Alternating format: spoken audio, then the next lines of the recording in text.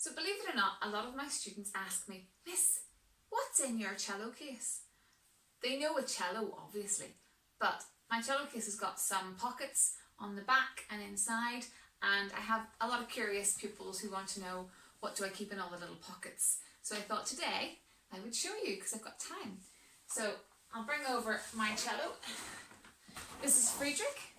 I've had Friedrich since I was 16, but not in this case. I bought this case in the last 5 years. This is a fairly new case. It's a really nice lightweight case because it's mostly made of polystyrene, and then it's got this fabric outer layer. So it's light and it's easier to travel. I used to have a much heavier Hiscox case that was just a nightmare to carry around because it was so heavy.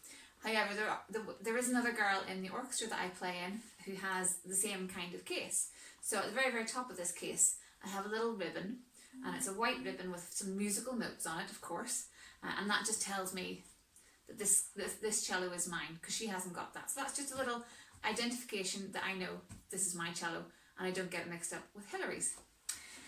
So I'll open up my case.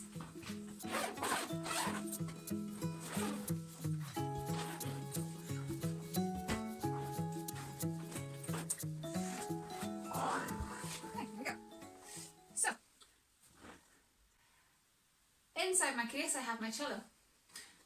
My cello is being protected by my this little scarf.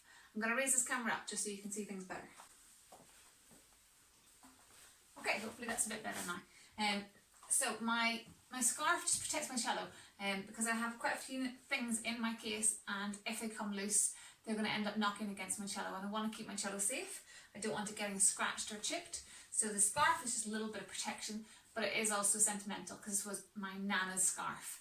My Nana passed away about 15 years ago, so it used to be her scarf. She used to wear it around her neck. So I do recommend, if you have a hard case, that you do get yourself some protective covering for your cello inside. It can be a nice scarf or something similar. It doesn't have to be anything too fancy. So I'm going to take my cello out.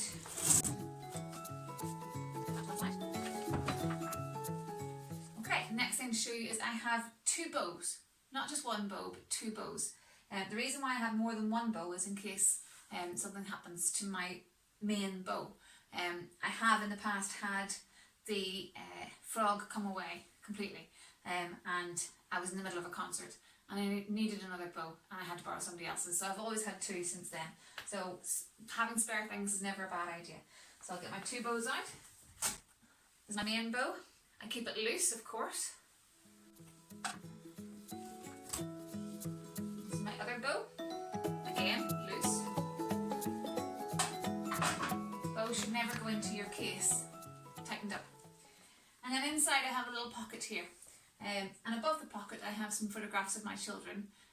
Just nice to, whenever you're away on a concert tour or something similar, it's just nice to have something that you smile at when you open up your cello case. So I'm going to open up my little pocket. Now inside my pocket, I'm not going to show you this, but just so you know that it's there, I have a piece of paper with my name and my mobile number on it.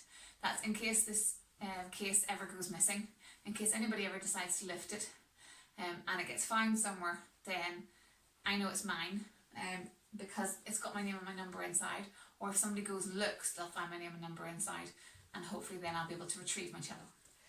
So inside I have four things. My cello stop, or some people call that black hole, absolutely vital. My rosin, I don't have anything very expensive. Henderson rosin is about £1.50. Rubber goes with pencils if you need to rub out any of your markings. And of course, for any time you're playing in a Christmas concert, and I do it every year, tinsel.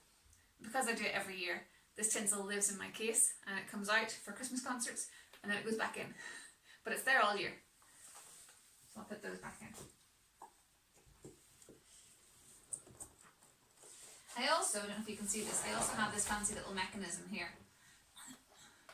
This is a hygrometer, and it tells me the humidity of the air, because humidity can affect the tuning of your instrument as well.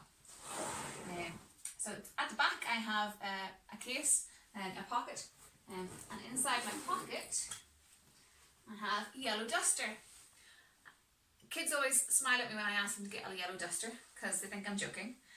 But when you get rosin on your cello, you need people to wipe it off. You need to keep the cello nice and clean.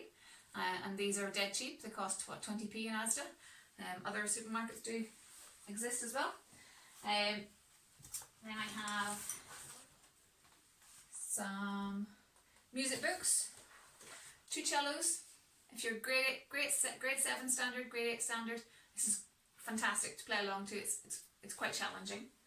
And then the bread and butter of all cello music, Bach cello suites. I believe that's a grade 6 piece of music. Once you get established with your cello playing, those are good fun to play. Some cello strings, some pencils, not just one but 3, because somebody always needs a pencil, so I always have one for me and then one for somebody else. Oh yes. Clothes pegs. Why do I have clothes pegs in my cello case? I hear you cry. When you're doing a concert or if you're doing a quartet gig outside and it's windy and you've got your sheet music on your stand, you want to make sure it doesn't blow away. So I keep clothes pegs so that I can attach it to the music and then it keeps it on the stand. Sometimes though you're in very, very high winds and the whole stand will fall. You can't really help that. So that's what's in my cello case. Nothing extraordinary, just all the things you need to be able to survive playing as a cellist. You have your cello, your bows, your pencils, your duster, your books, spare strings, and then your rosin, your black hole, and your tinsel.